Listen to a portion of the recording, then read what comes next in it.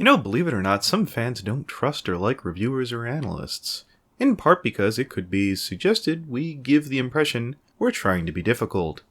Today I'm going to acknowledge I'm being that difficult customer. That person at McDonald's who wants you to make fries without salt, so they have you throw out the current batch and hold up the line so they can get exactly what they want.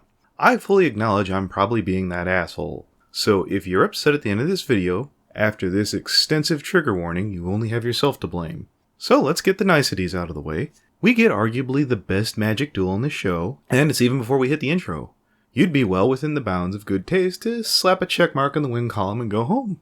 And while I'm a big fan of Starlight Glimmer, and I'd argue her biggest fan, even I can start to acknowledge she's starting to look a little overpowered. And this is coming from a guy who didn't bat an eye at her bending time, or going to toe-to-toe with Twilight Sparkle. When you give a massively powerful character more juice than she needs, that's OP. Being able to move around like a Super Saiyan faster than the eye can keep up just doesn't feel necessary for this show. One might even say that the venue is wrong. And we run into a season problem, not just in episode 1. This is one of 6 episodes left in season 6. And Michael Vogel, the writer of the episode, just lampshaded the fact they really haven't done all that much with Glimmy. Oh sure, on one hand, points for bringing up Trixie, on the other, if you're gonna bring her up, I'm kinda hoping to see her. Now, you might call that nitpicking, but I defy you to tell me the difference between talking about Trixie and seeing Trixie isn't serious business. It's just now taking Twilight the time to notice her most powerful student has been shirking her responsibilities in favor of growing in more power and not growing as a person. And here within lies all the rubs and my complaints. It's Starlight Glimmer's episode, but there's a power creep, which has to come with the fact that it's a Starlight Glimmer episode.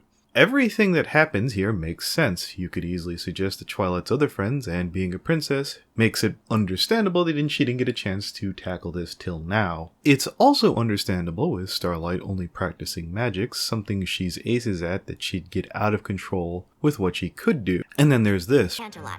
Princess Celestia wanted me to give her students a quick overview on the history of enchanted objects in Equestria. We'll be back after the presentation, which should be 20 moons from now? Tonight. Removing the person who could have easily made this lesson go smoothly. Spike and Starlight have an amazing back and forth in the season premiere. You know what's frustrating? No, if you're nervous about your friendship lessons, it's totally okay to say so.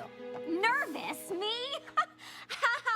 Watching the Titanic sink. Watching something that could easily be prevented from crashing and burning. Is it believable? Well, the Titanic did sink. It would be a horribly bullshit story if it weren't true. And literally, for everything wrong with this episode, seeing Starlight Glimmer get friendship so ass backwards is exactly what should happen. As a team, we can get them done faster. And isn't teamwork a key factor in friendship?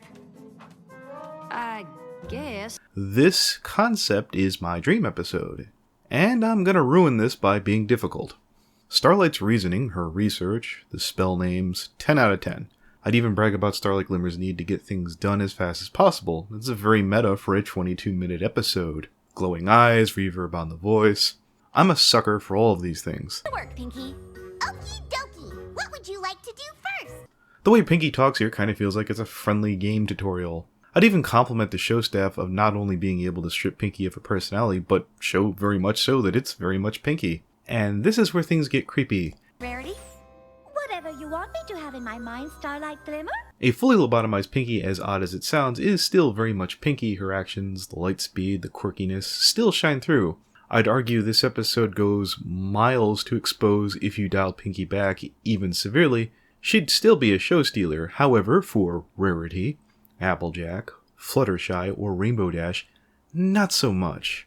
This goes from quirky funny to creepy to really creepy, and it just never stops, rehashing the monotone, full frontal lobotomy gimmick 5 times, i.e. the second act of the episode. Not only wears out its welcome, it starts to feel severely uncomfortable the longer it sticks around. Kudos to the musical score for really selling the eerie, surreal tone and feel.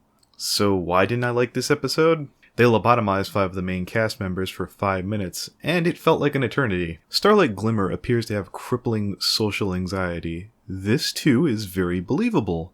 My friend Vita would rather die than go out and give social interaction that would make day-to-day life upkeep manageable. Time might have been better used seeing Starlight fumble with the the other main cast members pony to pony. But hey, there's always next time. Sure, there's the montage at the end, but I'm kind of hoping that gets retconned, like it was at the end of Season 5. It would be annoying if Starlight Glimmer was instantly all better after day 1. I'm pretty confident that won't be the case. So if you love this episode, for God's sakes, don't listen to me, I'm a moron. See you next time.